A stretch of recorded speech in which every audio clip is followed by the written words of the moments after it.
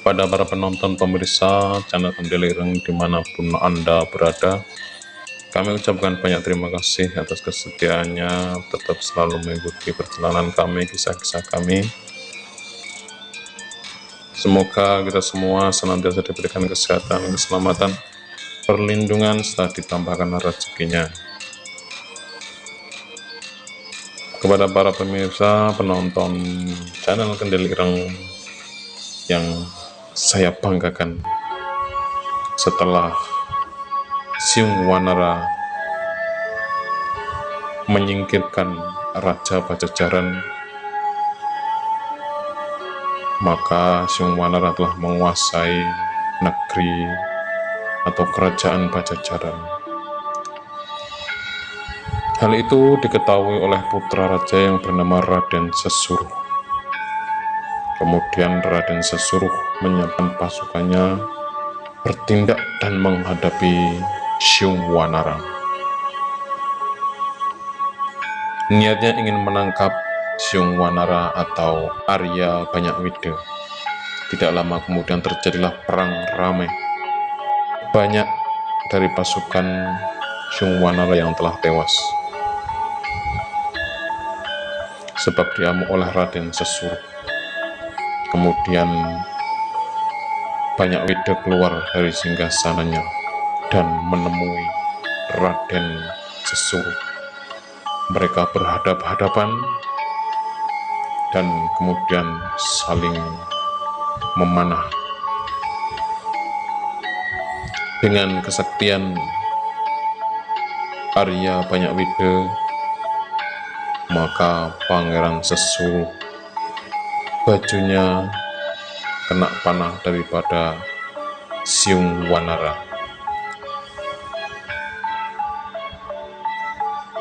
Karena bajunya terkena panah daripada Siung Wanara, maka lepaslah kain penutup baju yang ada di badan Raden Sesuruh. Karena merasa malu Raden Sesuruh atas kejadian itu, lalu ia meloloskan diri dari medan pertempuran dan ia berjalan ke arah timur lurus, berhenti di sebuah dusun yang bernama Dusun Kaligunting, di sebuah rumah seorang janda atau randa. Kemudian Raden Sesuruh dijadikan anak atau diangkat menjadi anak dari seorang randa tersebut. Selepas Raden Sesuruh melarikan diri, Arya Banyakwida lalu menjadi raja di Pajajaran. Ia memerintahkan kepada semua prajurit, kepada abdi dan kepada menterinya bahwa ia tidak akan pernah rela jika rumahnya ditempati oleh Raden Sesuruh dan keturunannya. Siapapun yang melanggar larangan itu akan mendapat hukuman yang sangat berat. Karena Dusun Kaligunting termasuk wilayah Pajajaran, maka Nyai Randa beserta 3 saudaranya yang bernama Ki Wira, Ki Nambi, dan Ki Badar sangat ketakutan atas larangan sang raja. Mereka berunding dengan Raden Sesuruh untuk mencari jalan keluar yang paling baik. Kata Raden Sesuruh, ia akan pergi entah kemana, jangan sampai Nyai Randa dan ketiga saudaranya mendapatkan masalah dan kesulitan.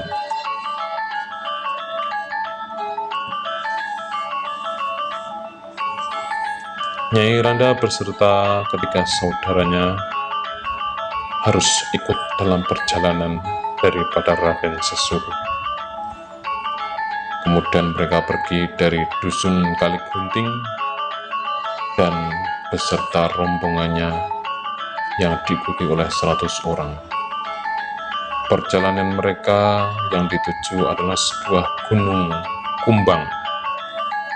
Karena di situ, di Gunung Kumbang itu ada seorang pertapa bernama Cemaratunggal. tersohor, cerdik, serta tahu segala yang belum terjadi, menguasai semua roh halus di seluruh tanah Jawa.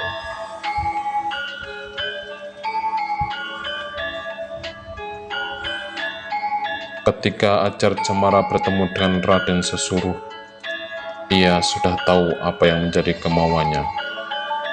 Maka Ki Ajar kemudian memberi petunjuk supaya Raden Sesuruh berjalan lurus ke arah timur. Jika dia sudah menemukan pohon maja yang hanya satu, yang berbuah juga satu, dan isinya pahit, maka Raden Sesuruh disuruh bertempat tinggal di situ. Tempat itulah yang kelak kemudian hari akan menjadi negeri yang sangat besar. Raden Sesuruh yang akan menjadi rajanya, menurunkan raja-raja di tanah Jawa, serta akan membalas kepada Raja Pajajaran. Adapun Ajar Cemara Tunggal bukan seorang pertapa yang sebenarnya.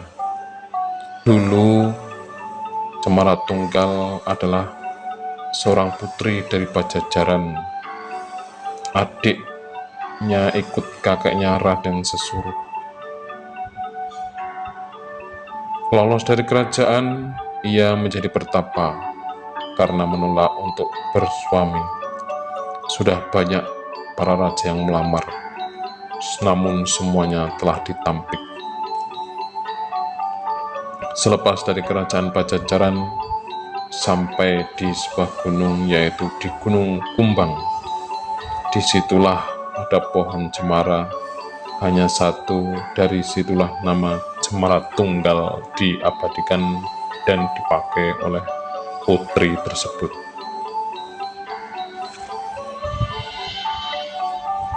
Raden Sesuruh telah diberitahu hal itu. Lalu Ajar Cemara menjelma dalam warna yang begitu lama.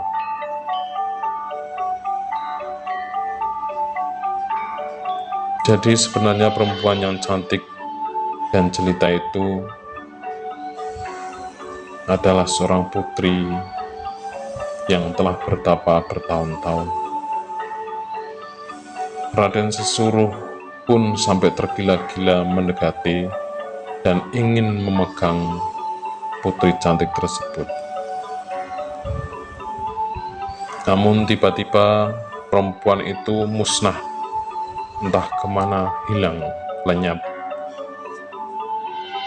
Tidak lama kemudian tampak lagi, tetapi sudah menjadi seorang pertapa lagi.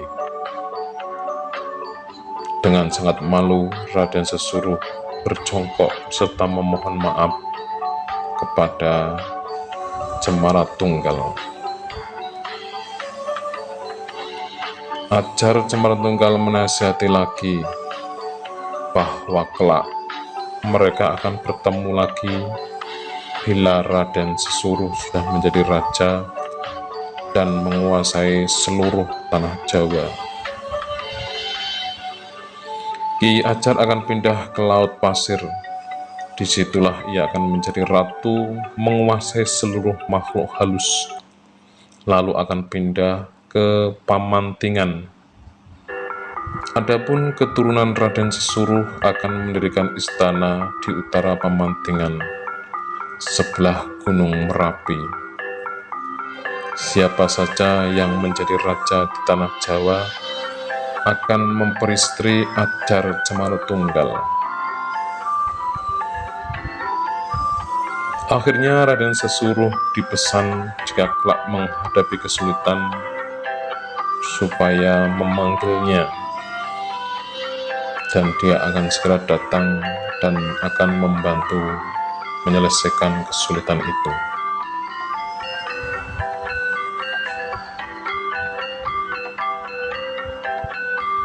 Setelah selesai memberi nasihat, Raden Sesuruh segera berangkat menuju negeri Singosari. Setelah berpamitan, Raden Sesuruh lalu berangkat beserta rombongannya 100 orang jumlahnya. Dalam perjalanan menyusuri laut, menyusuri tepi hutan, menyusuri jalan-jalan di tengah hutan, mereka pun berhenti di bawah pohon maja yang buahnya hanya satu.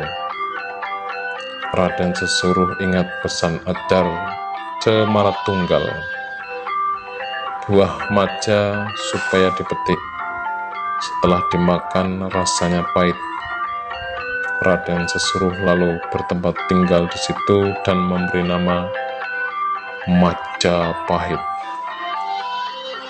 Setelah itu banyak orang yang datang dan ikut membangun rumah di situ serta bercocok tanam. Lama-kelamaan daerah itu menjadi sebuah negeri yang sangat besar dan tersohor di mana-mana.